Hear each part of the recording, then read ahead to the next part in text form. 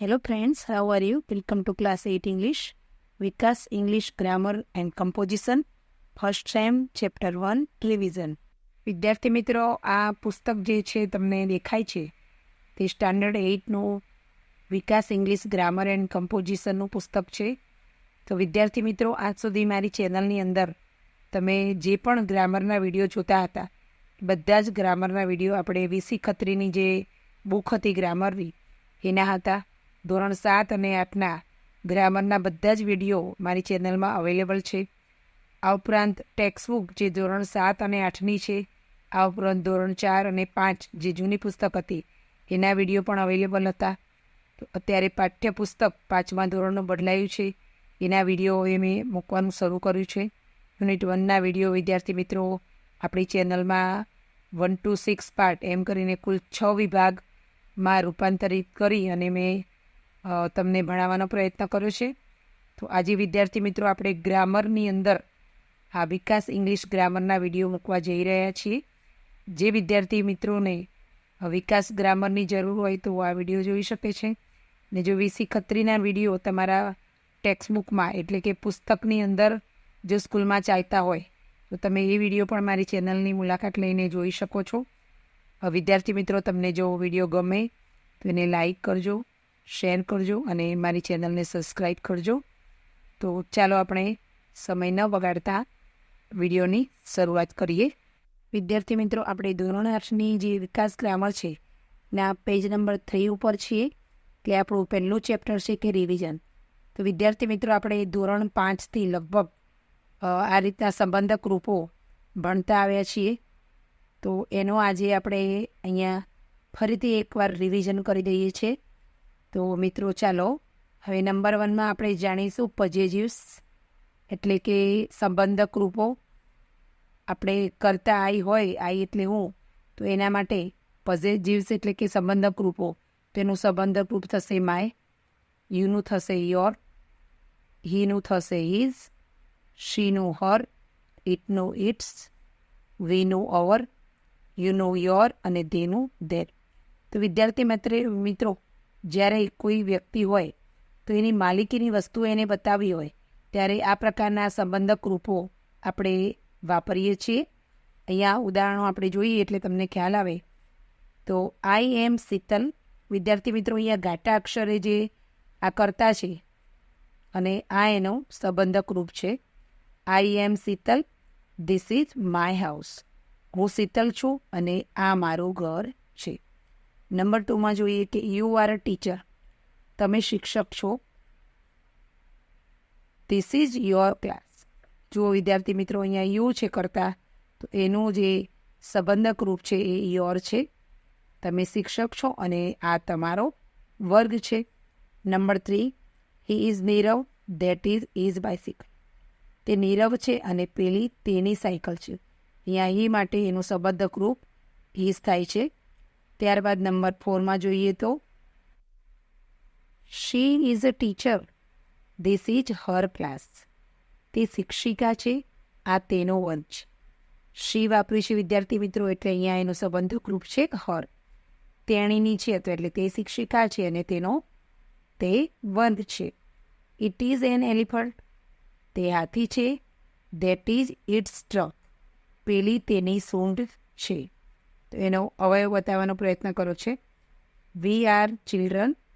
અમે બાળકો છીએ. These are our toys. તો અહીંયા વી કરતા છે એટલે અવર એનું સંબંધક રૂપ થયું છે.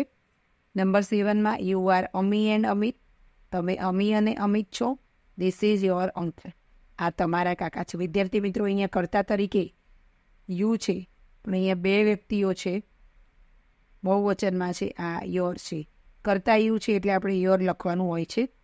They are pupils, that is there school. તેઓ વિદ્યાર્થીઓ છે અને પેલી તેમની શાળા છે. તો અહીંયા કરતા ધે છે તો સાથે ધેર આવશે. વિદ્યાર્થી મિત્રો, એપોસ્ટ્રોફી એસ.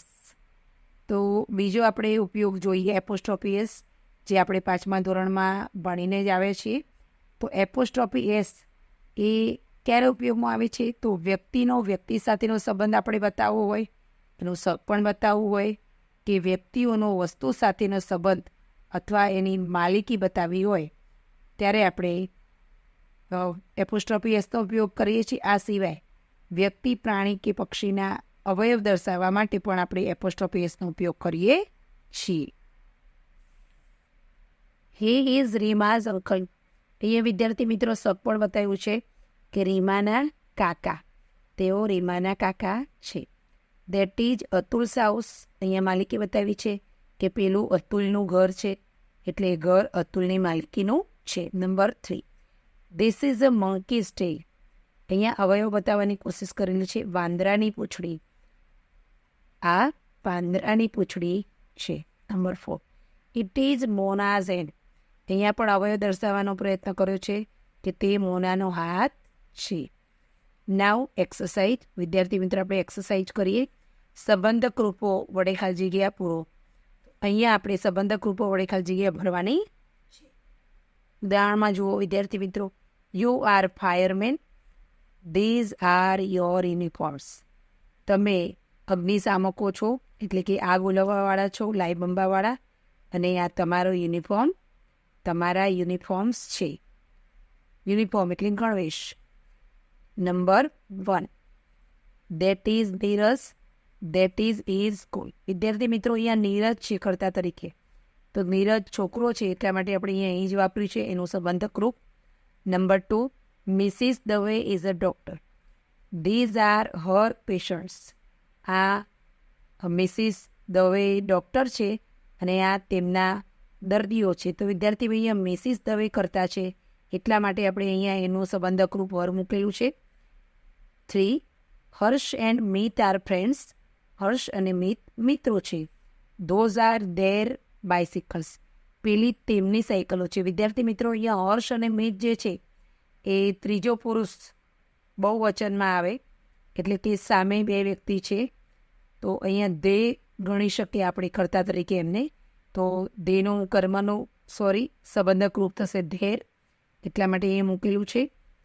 નંબર 4, આઈ એમ જતીન. હું જતીન છું. This is my brother.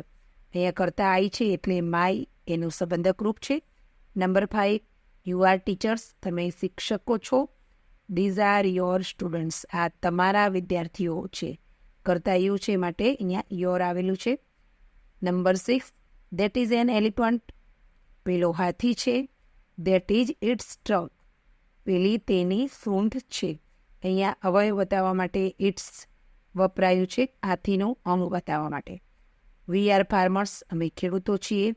Those are our farms. આ અમારા ખેતરો છે. તો અહીંયા વી કરતા છે એટલા માટે એનો સંબંધક ફોર્મ થશે our. Number 8, this is mister Pandya. આ મિસ્ટર પંડ્યા છે. That is his son Mohit. પેલો તેમનો પુત્ર મોહિત છે. અહીંયા મિસ્ટર પંડ્યા કરતા છે એટલા માટે આપણે મિસ્ટર પંડ્યા એટલે કે હી, તો હીનું સંબંધ થશે હીઝ, એ લખેલું છે. Number 9, Dev and Raj are cousins. Dev અને રાજ પિતરાઈ ભાઈઓ છે. This is their grandmother. આ તેમના દાદીમાં છે. અહીંયા વિદ્યાર્થી મિત્રો દેવ અને રાજ બંને છે, બહુવચન છે, એટલે ત્રીજો પુરુષ બહુવચન દે કહેવાય, એટલા માટે એનું ધેર આવશે. Number 10, you are a student. તો વિદ્યાર્થી છે. વિદ્યાર્થી મિત્રો અહીંયા યુ છે તો એક વચન કે બહુવચન. અહીંયા અ સ્ટુડન્ટ છે એટલે આપણે ખ્યાલ આવી જાય કે આ યુ એક વચનમાં છે. ધીસ ઇઝ યોર સ્કૂલ. આ તારી સ્કૂલ છે. હવે આપણે ક્વેશ્ચન 2માં એપોસ્ટ્રોફી એસનો ઉપયોગ કરીને વાક્યો લખવાના છે. એટલે કે આ વાક્યને અહીંયા ઓફવાળું વાક્ય છે એને એપોસ્ટ્રોફી એસ વાળું કરવાનું છે. વિદ્યાર્થી મિત્રો અહીંયા ઉદાહરણ આપ્યું છે કે this is pen of Sahil. એટલે કે આ સાહિલની પેન છે. અહીંયા ઓફનો ઉપયોગ પણ કોઈ વસ્તુની માલિકી બતાવવા માટે કે સંબંધ બતાવવા માટે થાય છે. તો આપણે અહીંયા કેવી રીતે ફેરફાર કરીએ છીએ કે ધીસ ઇઝ સાહિલ્સ પેન. આ સાહિલની પેન છે. તો અહીંયા ઓફવાળા વાક્યોને બીજા આ રીતે પણ લખી શકાય છે. ચાલો જોઈએ. Number 1, that is the house of my teacher. પેલું મારા શિક્ષકનું અથવા મારી ટીચરનું ઘર છે. તો that is my teachers house. પેલું મારા ટીચરનું ઘર છે. તો અહીંયા વિદ્યાર્થી મિત્રો દેટ લખ્યું છે, પછી ક્રિયાપદ ને the house of my teacher છે. તો આ ઓફ નીકળી જશે અને માય ટીચર્સ હાઉસ એવું થઈ જશે. Number 2, she is the sister of Dinesh. અહીંયા વિદ્યાર્થી મિત્ર કેવો ફેરફાર કરશું? શી ઇઝ, અહીંયા દિનેશ સિસ્ટર, તેણીની દિનેશની બહેન છે. Number 3, Ragini is the neighbour of Gita. તો અહીંયા રાગિની, ત્યારબાદ ઇઝ ને પછી અહીંયા ગીતાઝ નેબર આ રીતે લખાય છે. Ragini is Geeta's neighbour. અહીંયા આર્ટિકલ ધ એ બધું નીકળી જશે. Number 4, we are the students of mister Vyas. અમે મિસ્ટર વ્યાસના વિદ્યાર્થીઓ છીએ. તો we are mister Vyas students. અમે મિસ્ટર વ્યાસના વિદ્યાર્થી મિત્રો છીએ. Number 5, this is the car of Mohan. આ મોહનની કાર છે. તો ધીસ ઇઝ મોહન્સ કાર. આ મોહનની કાર છે. Number 6, that is the picture of my mother. પેલું પિક્ચર નથી પણ પર્સ છે. That is the purse of my mother. પેલું મારી માતાનું અથવા તો મમ્મીનું પર્સ છે. તો that is my mother's purse. આ રીતે વાક્યરચના થાય છે. અહીંયા આર્ટિકલ ધ નીકળી જશે. દેટ ઇઝ તો છે જ પહેલાં, ત્યારબાદ માય મધર્સ અને purse. Number 7, they are the children of Deepakbhai. તેઓ દીપકભાઈના બાળકો છે. તો દે આર દીપકભાઈઝ ચિલ્ડ્રન. તેઓ દીપકભાઈના બાળકો છે. Number 8, you are the friends of Mehul.